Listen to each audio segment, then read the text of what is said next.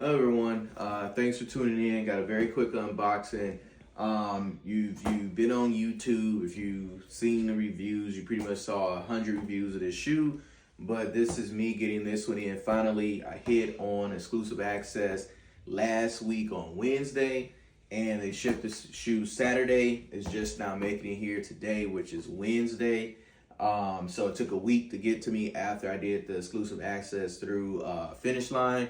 Or JD Sports. It was actually JD Sports I got the exclusive access. So, like I said, you probably seen 100 videos on this, but without further delay, let me do my review, and I'll show you guys, my thoughts. I haven't seen this shoe in person. I never had any of the previous retros of this shoe, so I'm glad I was able to get my hands on it.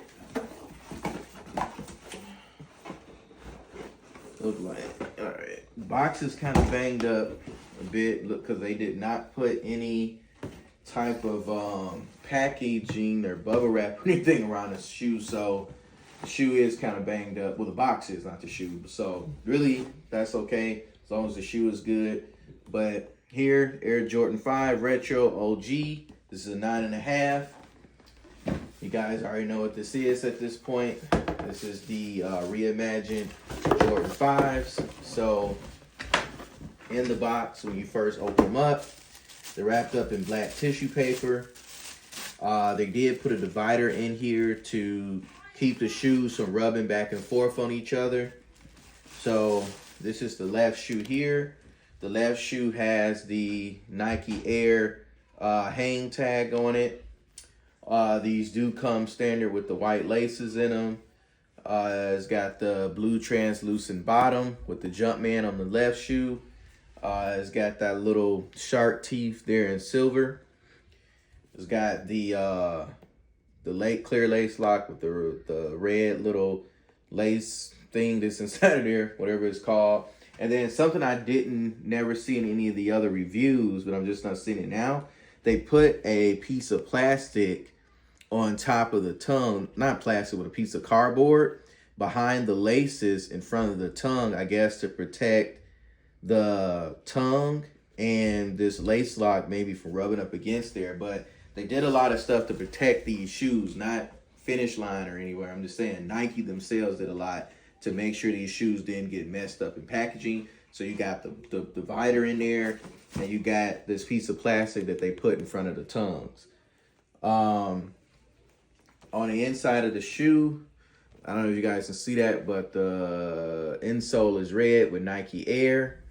It's Nike Air on the back there, it isn't sewn in. It's kind of like embroidered in there a bit, like it's like inside of the nubuck. But these are really, really clean.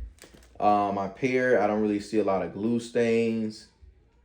This left shoe so far is immaculate. Let me pull out the right one so you guys can see it. So this is the right shoe. And basically this one is good too. Like, these things are so clean in hand.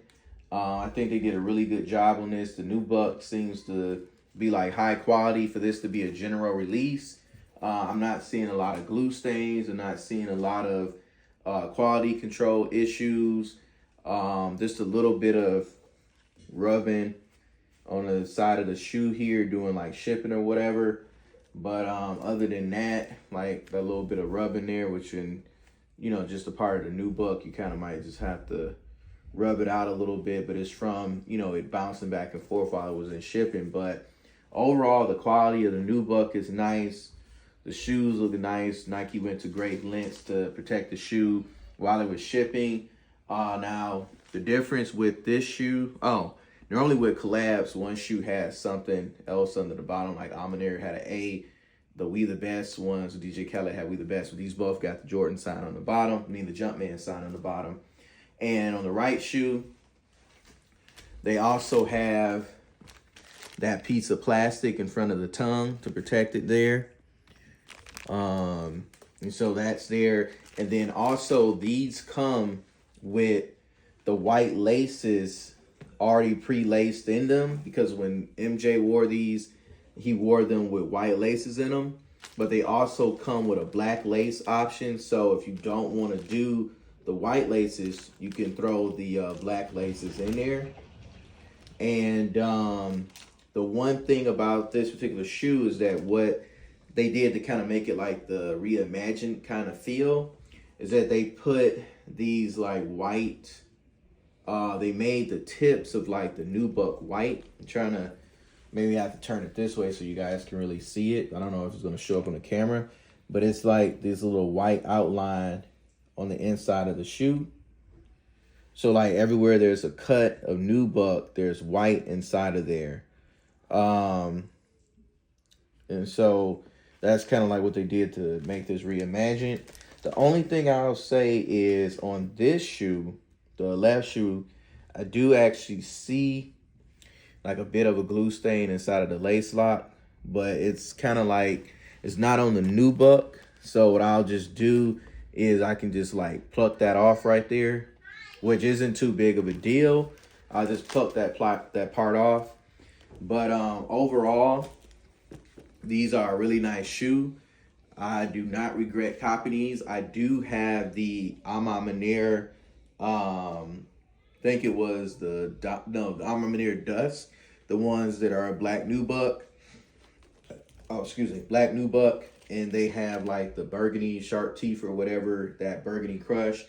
Some people thought that these look very, very close to those. I have both pairs, which I'll probably do a comparison video to show you both shoes side by side. But in my opinion, these shoes are completely different, and I have yet to do a lace swap on the Alma Manier pair. So that'll be nice for me to do a comparison and contrast between both pairs, put them side by side, show you what they look like right out the box with both of their original laces inside and with their laces still within the plastic. I have not taken the laces from the Alma Maniers and swapped them yet. They're still hanging off the shoe or whatever. So before I do any lace swaps on either one of these shoes, I'm going to get a comparison video to show you guys the differences between the two. But I'm definitely glad that I picked this shoe up.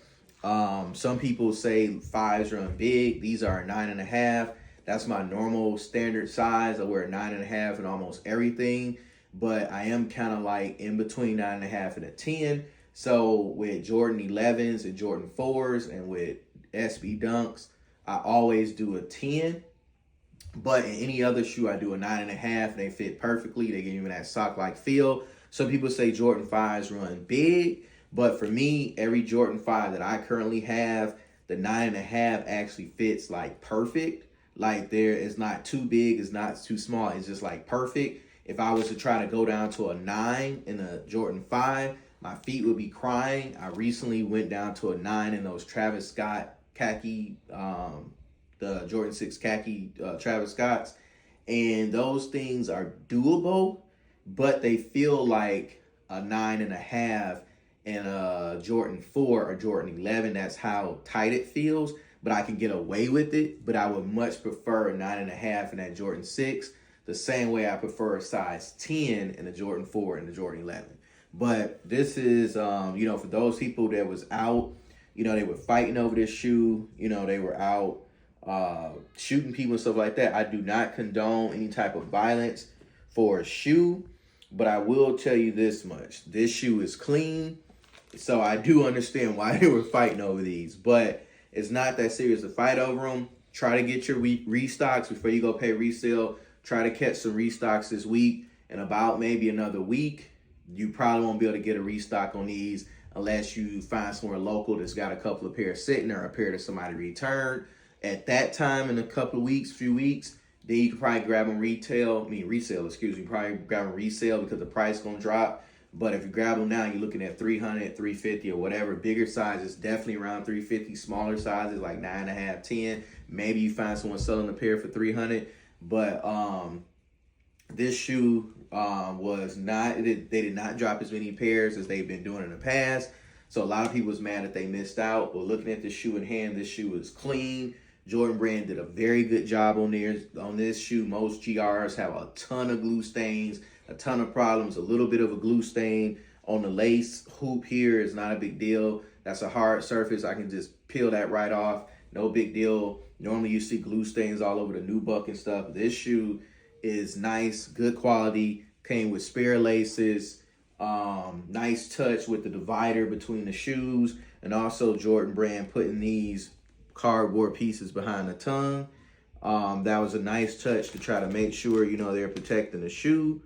So that's pretty much all I got for this review. Like I said, I will do that compare and contrast for you guys so you can see these next to the Amamanir 5s. But appreciate you guys tuning in. Please remember to like, comment, and subscribe. Ask me any questions. Feel free to load those comments up.